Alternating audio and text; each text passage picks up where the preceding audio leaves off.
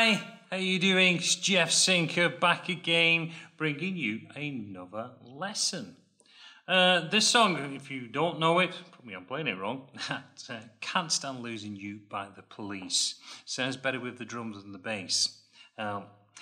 Reason I'm doing this, one of my students asked me, how does Andy Summers play that little guitar solo piece in the middle? He said he'd seen the tablature, but it didn't correspond with what he'd seen or the position that Andy Summers was playing when he was doing that. So we went through it and got him to play it. And what I thought I'd do, let me kind of show you, subscribers out there, how you actually play this and this technique that he uses. And I thought, well, while I'm doing that, let me show you how to play the entire song as well. So I am now going to show you how to play all of the parts for the song and a little bit in depth look at the technique that Andy Summers uses for that guitar solo. Also have a little bit of chat about the sound and the kind of settings that he uses, because of course when Andy Summers was around in the Police, he had that huge bank of effects and the pedal board. Well, you know, the size of it, and the sound that he was getting out of the system was just incredible. Influenced so many guitarists out there, me included as well. Now, I haven't got all of the sound banks that he used, so I try and get a little bit close to it, but we'll just go through the different kind of ways that he's used that. Now, of course, I am using my trusty Music Man axis, but what I've got, because I've got a single coil tap on this one, I am using this as single coils, as obviously Andy Summers was using a Telecaster. I don't have a Telecaster, but by pulling these out, it gives you a little bit more of that sharper tone from the pickups. So, without further ado, I'm going to shut up and I'm going to show you how to play Can't Stand Losing You by the Police. So don't go away. Preview.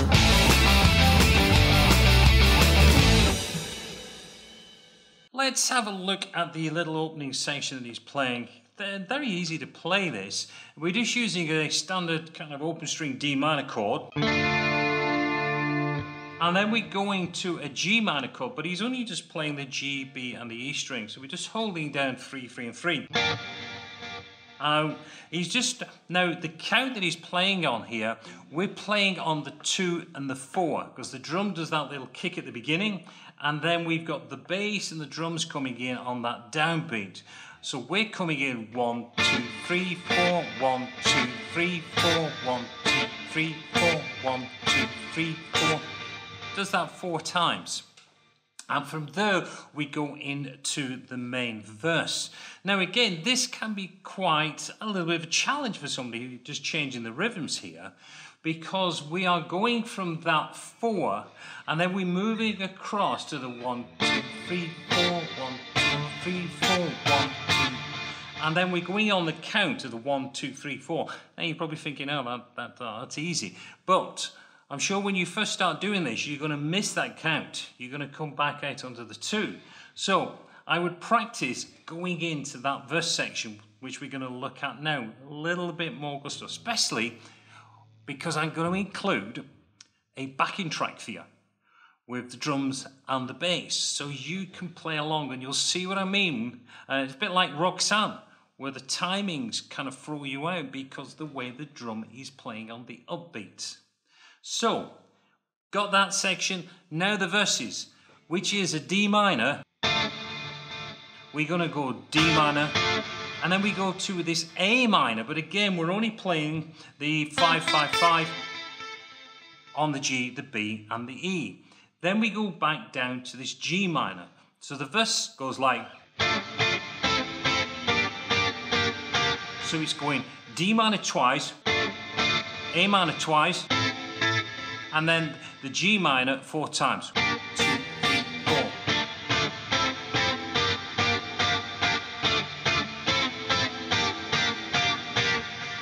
Now, that is your intro and that is your verse section, which again is going to be played throughout. Now, let's just look at the sound what I've got on here. What I'm doing, I'm going through a clean chorus. The amplifier I've got here, I'm using an M20 Boutique on my 11 rack. So it's a clean setting that I've got on here. Then I have got the compressor on the back end of the amplifier. When it's gone through the sound of the amplifier, then I compress it. Then I've got a delay that's giving me a little bit of a slapback. Now, I've got a stereo delay going on there, so it's going... And I'm setting it so it's synchronized with the beat. So we're playing this 1, 2, 3, 4, 1, 2, 3, 4. And I've got this synchronized against that. So if you can do that, if you've got kind of a multi-rack system or you're using one of the computer systems, VST plugins, you can set that coming in as the quarter beat against the rhythm. If not, you are, let me just have a quick check and I will be able to tell you if you're using the settings. You are, if you're looking at your delay, you're looking at, well, I've got here 436 milliseconds on a dial.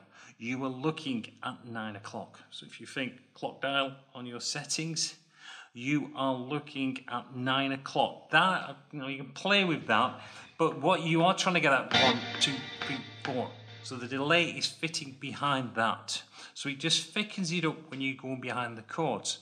I've also got some, as you can hear it, some reverb on the back there. And I've also got a little bit of chorus just to fatten that up. And you'll hear that a little bit later coming in when we look at the solo. So at that point, what we've done there is all of the clean parts. Now, when we go into the pre-chorus, we are going to add a little bit of overdrive to get... So we're just going to drive. I'm still going to keep the same sound, but I'm just applying some overdrive. And I've got my overdrive pedal. Again, let me just click on this. I've got my overdrive pedal on the drive itself around about 11 o'clock. And the drive I'm doing is, or the drive that this is simulating for me, is supposed to be a tube screamer. So I've got the tone set in at 50-50, midway. Not doing anything to the level, but I'm just trying to thicken it up to give it that nice little driving tone. But the overdrive itself is just, it's around about 11 o'clock, again on that clock dial. So that's just talking about the sound. Obviously, when Andy Summers did this, he had lots more effects, and he made great use of the, like a volume swell pedal. When he was operating, especially when he's doing this solo coming up. But this part, all I'm doing, I'm taking the settings I had and I'm just adding a little bit of overdrive to it. So let's get in and let's play that pre-chorus.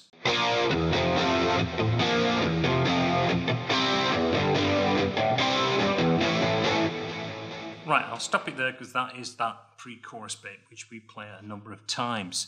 We are playing a B flat 5, or you can play as a B. I tend to fatten it up here just by playing the 1, and then I've got 3, 3, 3, and I'm just using my 2 fingers just to give it up. I'm not going to hit the whole chord. So we're playing B flat, and then I go down to the F. So it's da, da, da, B flat, F. Then we go back and play it again. Then we go up 2 frets and we play the same thing across a C and the G. So I've got that. Then I go back to the C chord and I play 2 straight down on that. Then I'm going to move up to my A and I'm going. So it's 1, 2, 3, and 4. And that then takes us into the chorus. So let's go and I'll play the chorus and then I'll show you the chords in the first part of the chorus.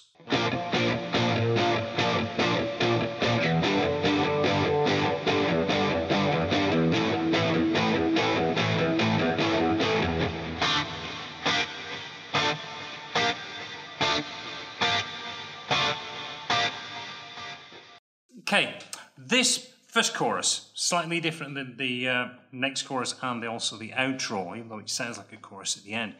We are going to start off on a B flat, and it's a B flat major chord. Now, in the studio version, there are two guitars, but obviously when Andy Summers plays it live, he's got to play the two guitar sets together. So what he does, he goes on.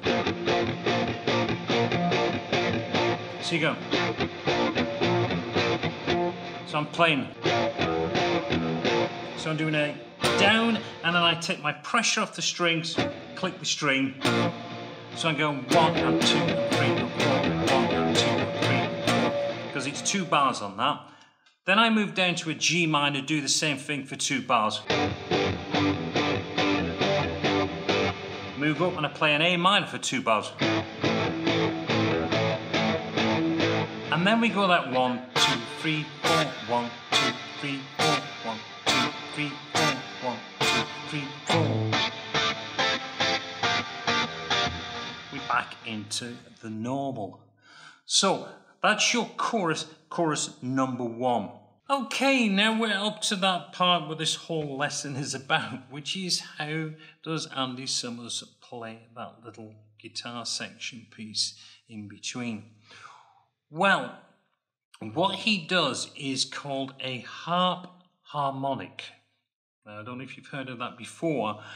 When I heard of the name of the harp harmonic, it was by Eric Johnson. He uses that in a number of the songs that he plays.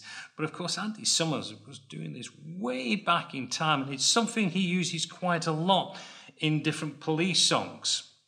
Now, the technique itself is using, and now what I've heard is people describe it as a tapped harmonic, which it isn't, because you don't get the same effect. But what we're doing, you are going to put your finger across an F major 7 chord. I it's an F major 7. I don't know why, but I've seen Andy Summers do this. But I know he's not playing the top, the E and the A string. He doesn't play them. He's only playing the D, G, and B string down. But he holds that down there. And you've really got to hold it down. If you actually see him play this, you can really see him digging in with his fingers there to hold it, because that has got to be rock solid. Then what we are doing, we are going to take harmonic over the 13th fret on the D, G, and B and E string. But to create the sound, you're going to use your thumb to pick the string and then the touched harmonic over the top.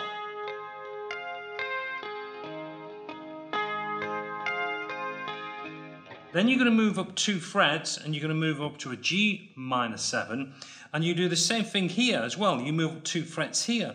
So we're doing it over 17 with the harmonic on the 15.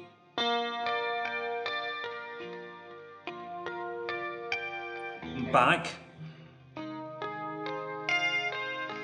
and up. It's not easy to get that harmonic to come out when you're playing. Let's take it a little bit. You end up just twanging the strings. You get this sound when you're playing it at first. You get that kind of sound. But you've got to have a really light touch with that first finger to get. It's kind of what it is. To me, it's like a little twist. You're taking the thumb, and at the same time you're touching that harmonic, and. So it's just down and up gives you that harp harmonic. Now you can do that anywhere when you're playing. So any other songs that you're using, all you've got to do is make sure that, say I was doing it over the A, I've got to take it over the 17, and then I'll do that over 19 and 17.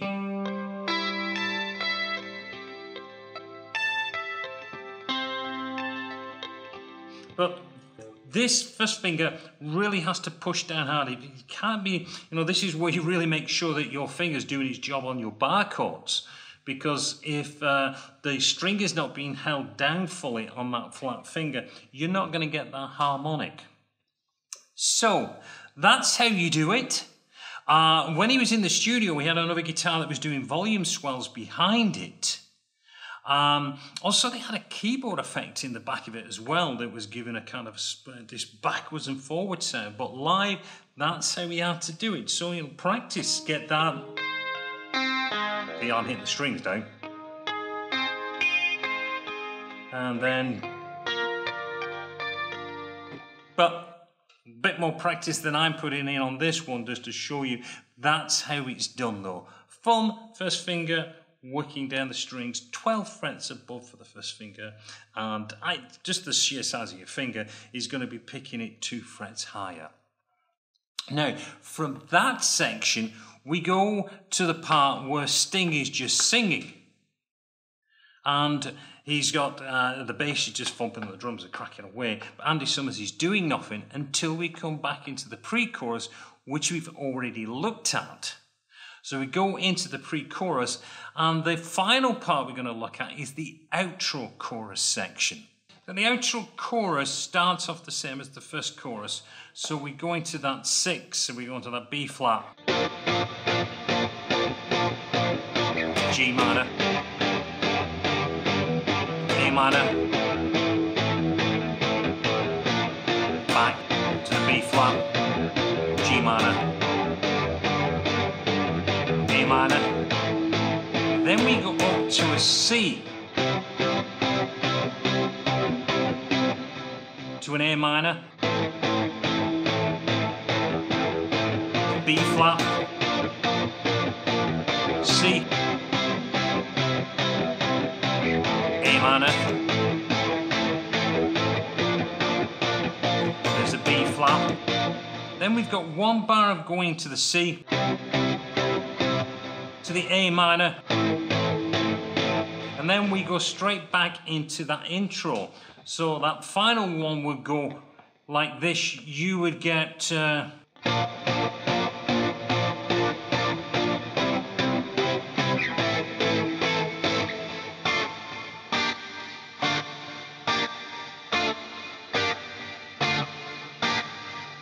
that would take you to the closing of that.